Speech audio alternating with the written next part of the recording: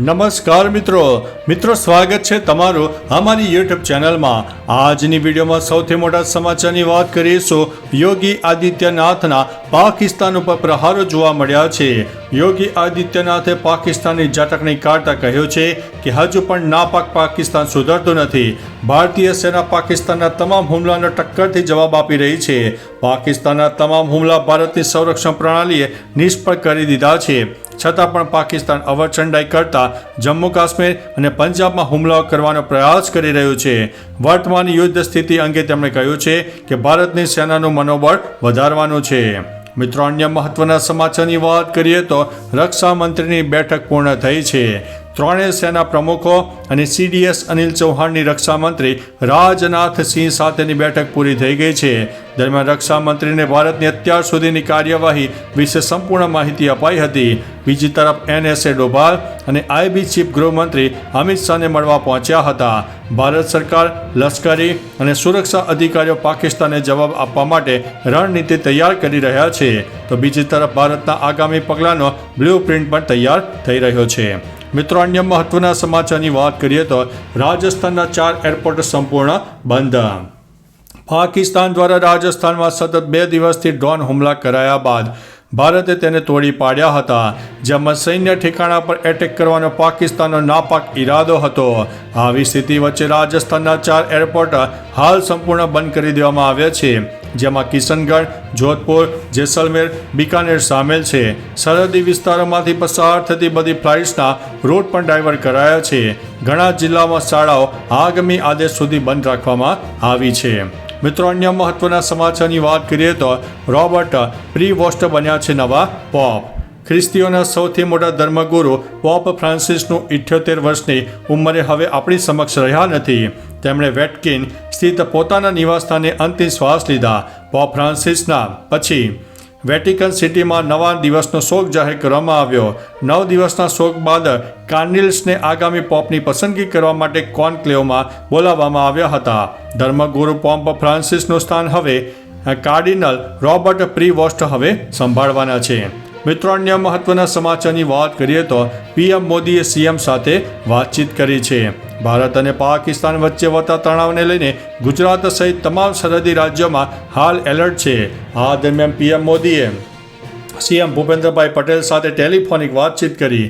PM મોદીએ રાજ્યમાં હાલની સ્થિતિ વિશે માહિતી મેળવી છે, કેમ કે ગુજરાતના ઘણા વિસ્તારોમાં હાલ એલર્ટ જારી છે, સાથે પોલીસની સઘન ચેકિંગ પણ ચાલી રહ્યું છે। મિત્રો, અન્ય મહત્વના સમાચારની વાત કરીએ તો સાવધાન થઈ જાઓ, વોટ્સઅપમાં આવેલા મેસેજ ખોટો છે। હાલ એક વોટ્સઅપમાં મેસેજ વાયરલ થઈ રહ્યો છે, જેમાં દાવો કરવામાં આવ્યો છે કે ATM 2 થી 3 દિવસ માટે બંધ રહેશે। આની તપાસ કરતાં જાણવા મળ્યું છે કે આ મેસેજ ખોટો છે। ATM તો સામાન્ય રીતે કામ કરતા જ રહેવાના છે। ઉપરાંત વાચકોને મિત્રો વિનંતી છે કે આવા ન ચકાસાયેલા કોઈ પણ મેસેજને શેર કરશો નહીં।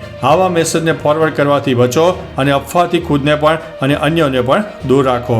મિત્રો, અન્ય મહત્વના સમાચારની વાત કરીએ તો નડિયાદમાં લવ જેહાદના આરોપીનું સરઘસ કાઢવામાં આવ્યું હતું। લવ જેહાદ સહિત અનેક ગુનામાં સંડોવાયેલા કુખ્યાત માસૂમ મૈડાનું પોલીસ દ્વારા સરઘસ કાઢવામાં આવ્યું હતું। કુખ્યાત માસૂમ મૈડા સામે છેડતીની ફરિયાદ નોંધાતા પોલીસે આરોપીને સ્થળ ઉપર લઈ જઈને ઘટનાનું રિકન્સ્ટ્રક્શન કરાવ્યું હતું।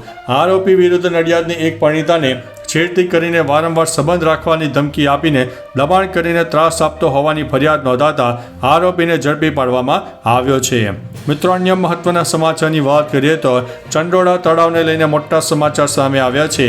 દાણી લીમડા વોર્ડના ચંડોળા તળાવની જમીન પર 10,000થી વધુ ગેરકાયદેસર દબાણો છે। અહીં બાંગ્લાદેશી સિવાયના લોકો સર્વે કરી અને 1 ડિસેમ્બર 2010 પહેલાંથી રહેતા હોવાના પુરાવા આપનારને EWS આવાસ ફાળવાશે। સ્ટેન્ડિંગ કમિટીએ તાકીદની દરખાસ્ત મંજૂર કરી છે। બાકી દબાણ દૂર કરવાનું કામ જલ્દી શરૂ થશે।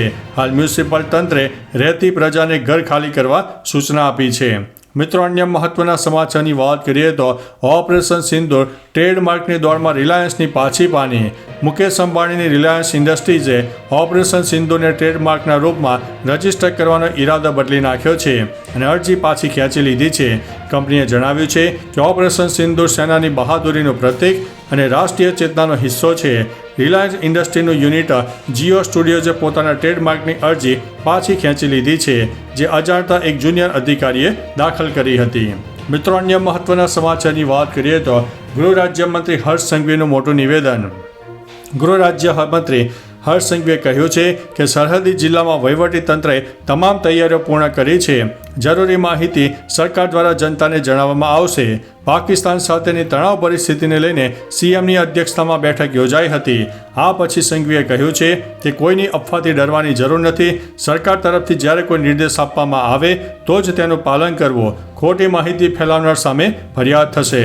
મિત્રો, અન્ય મહત્વના સમાચારની વાત કરીએ તો ગુજરાતમાં ચૂંટણી કરવાના આદેશ. એક અહેવાલ મુજબ તણાવભર્યા માહોલમાં ગુજરાતમાં ચૂંટણી કરવાના આદેશ આપવામાં આવ્યા છે. રાજ્ય ચૂંટણી આયોગે તૈયારી કરવા સૂચના આપી દીધી છે. ઉલ્લેખનીય છે કે રાજ્યમાં જે ચૂંટણી યોજાશે તે 1/4/2024થી 30/6/2025 સુધી મુદત પૂરી થતી પંચાયતોની ચૂંટણી હશે. આ માટે રાજ્ય ચૂંટણી આયોગે પોતાની કામગીરીની શરૂઆત કરી દીધી છે. આવનારા સમયમાં આ ચૂંટણી અંગે વધુ માહિતી પણ જાણવા મળવાની છે. મિત્રો, અન્ય મહત્વના સમાચારની વાત કરીએ તો બનાસકાંઠામાં તંત્રનો મોટો નિર્ણય. ગુજરાતમાં પાકિસ્તાન સાથે બનાસકાંઠાની સરહદ લાગે છે. આવામાં તણાવને લઈને બનાસકાંઠાના 24 ગામોને બ્લેકઆઉટ કરાયા છે. સરહદ વિસ્તારના ગામડામાં પોલીસ પેટ્રોલિંગ વધ્યું છે. આ સાથે બનાસકાંઠામાં અધિકારીઓ અને તલાટીઓને હેડક્વાર્ટર ન છોડવાનો આદેશ કર્યો છે. તલાટીઓને ગ્રામ પંચાયતમાં હાજર રહેવા માટે આદેશ છે. આરોગ્ય કર્મીઓની રજા રદ થઈ છે. ગામના લોકો સાવચેતી રાખે અને સુરક્ષિત રહે તે માટે કામ થઈ રહ્યું છે. મિત્રો, અન્ય મહત્વના સમાચારની વાત કરીએ તો દાઉદ પાકિસ્તાન છોડીને ભાગ્યો. પાકિસ્તાનથી મોટા સમાચાર સામે આવ્યા છે. સૂત્રોના જણાવ્યા અનુસાર ભારતના હુમલા બાદ દાઉદ ઇબ્રાહિમ પાકિસ્તાન છોડીને ભાગ્યો છે. દાઉદ ભારતનો મોસ્ટ વોન્ટેડ ડોન હતો. મુંબઈ બોમ્બ વિસ્ફોટનો પણ તેનો હાથ હોવાનું માનવામાં આવે છે. તે ઘણા સમયથી પાકિસ્તાનમાં સ્થાયી થયો છે. 2006માં તેની પુત્રીના લગ્ન ભૂતપૂર્વ પાકિસ્તાની ક્રિકેટર જાવેદ મિયાદાદના પુત્ર સાથે થયેલા હતા.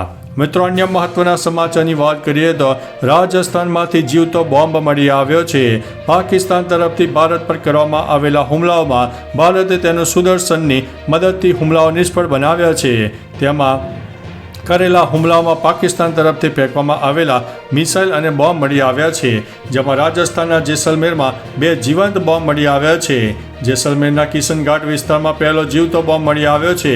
પંજાબના હોશિયારપુરમાં 1 મિસાઇલ મળી આવી હતી. સમગ્ર મામલે સેના અને પોલીસે તપાસ હાથ ધરી છે. મિત્રો, અન્ય મહત્વના સમાચારની વાત કરીએ તો જમ્મુ અને ઉધમપુરથી દિલ્હી માટે વિશેષ ટ્રેન દોડાવાશે. ભારત અને પાકિસ્તાન વચ્ચે તણાવભર્યા સંબંધો વચ્ચે ભારતીય રેલવે દ્વારા મહત્વનો નિર્ણય લેવામાં આવ્યો છે.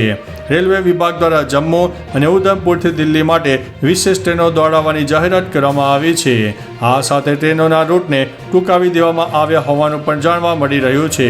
ભારતીય રેલવે દ્વારા સમય, સંજોગ અને પરિસ્થિતિને ધ્યાનમાં રાખીને આ મહત્વનો નિર્ણય લીધો હોવાનું સામે આવી રહ્યું છે.